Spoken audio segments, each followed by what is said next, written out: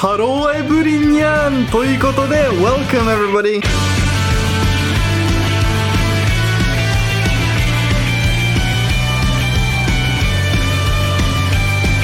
Hey guys, so welcome to my $250 apartment in Kyoto. As you guys might know from my last video, I have moved to Kyoto recently. And yeah, in short, this is the apartment that I got.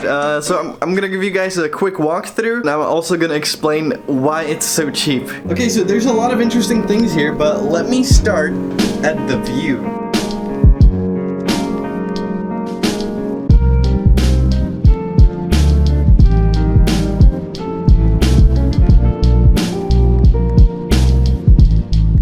So yeah, that was my balcony. I have to admit, I do have a pretty neat view from my window. That thing right there, of course, goes straight into my air conditioning right here, which is, this bad boy has definitely got me through a lot of really hot days here in September. When I arrived, it was still like maybe 35, 40 degrees. I'm not sure if those numbers are exact, but it was super hot and also super humid. As you guys might know, the Japanese summer is mushiatsui, so it's not only super hot, but it's also really humid because of the sea. So it's safe to say that every single Japanese home does have at least one, if not multiple, air conditioning units.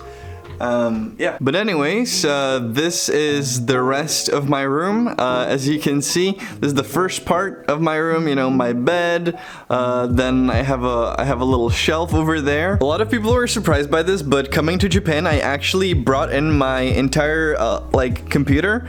Sorry for the cable management, it's really the best I can do. But yeah, no, I brought my, you know, entire PC. Then I, like, bought a really cheap monitor at a local store here in Kyoto. And yeah, it works perfectly. I didn't even need a, what's it called? A transformator. The main reason why I brought my entire PC is because I do a lot of editing, you know. If you guys know, I make videos. And yeah, I also play games, so, you know, I mean... And then yeah, what I've got above my desk is a map of Kyoto, a map of my college campus, my schedule, and then this is like, you know, obviously Durarara poster. This is from Monday to Sunday, and it's like sticky notes, right? And I just basically stick in there anything that I like need to do or need to plan out so I don't forget it. Here, for example, edit the video and actually finish it.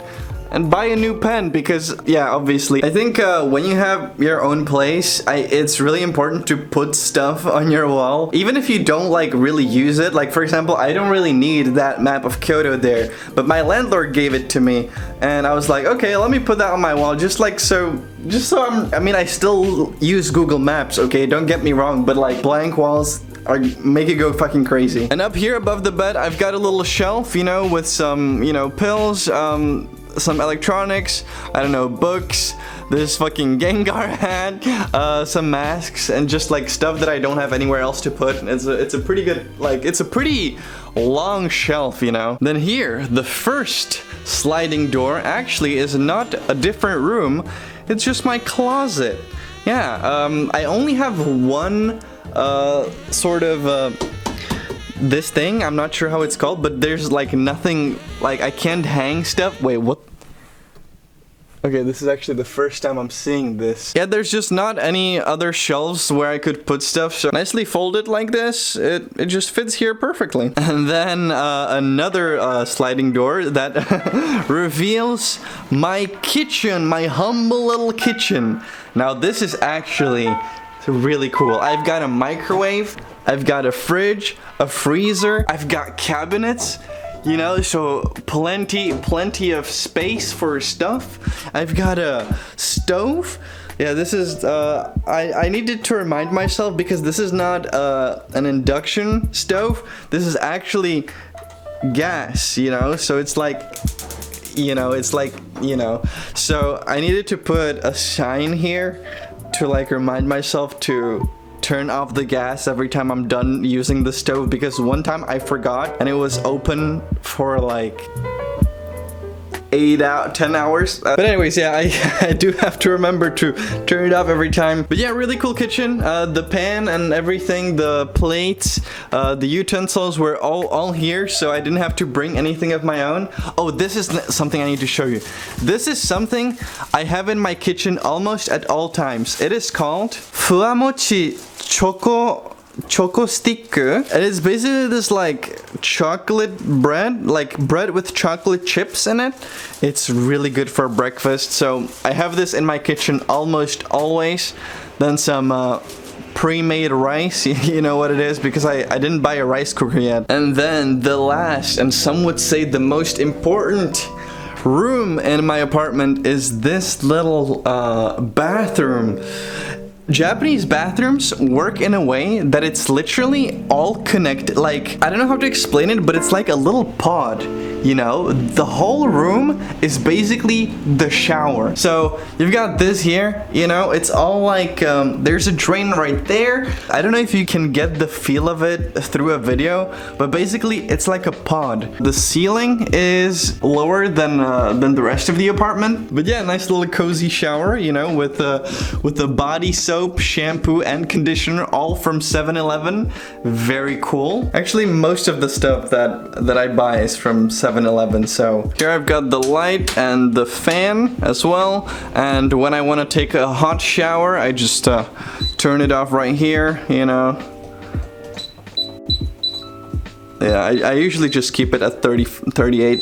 Oh yeah, this is something that I think I didn't explain. So in Japan, there's a culture of a so-called Genkan. I think a lot of you guys probably already know this, but it's basically a step down where of course like you take off your shoes, because walking in your shoes in your apartment is a big dame, okay, dame. So yeah, that's something to definitely keep in mind. There's also a Genkan at a lot of like traditional Japanese restaurants where you really have to take off your shoes before you enter.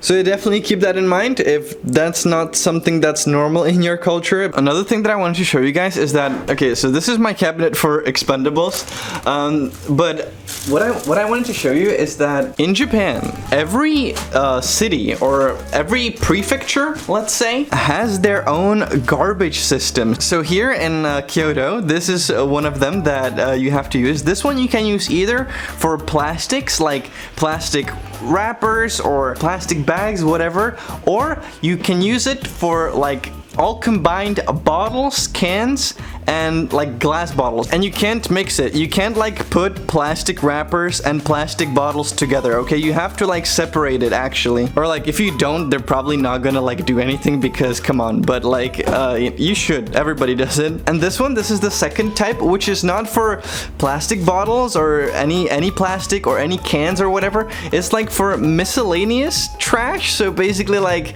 small pieces of paper or I don't know, banana peels or whatever.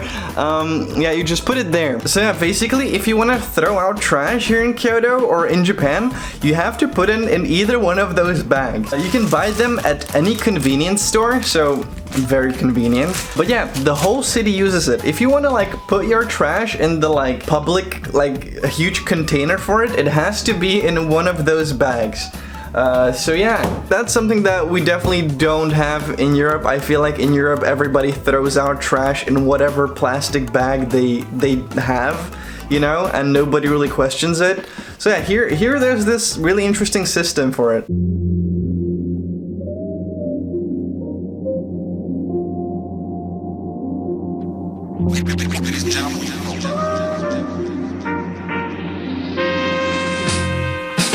So yeah, that's my apartment. It's pretty big, honestly. Like for me, the amount of space I get is definitely sufficient. Now the reason why I can get it for this price is because my landlord, he's like somehow like acquainted with my university. So every year he actually rents his apartments almost exclusively to exchange students and study abroad students that are here for like a short period of time, you know, from like 1 semester to 2 semesters.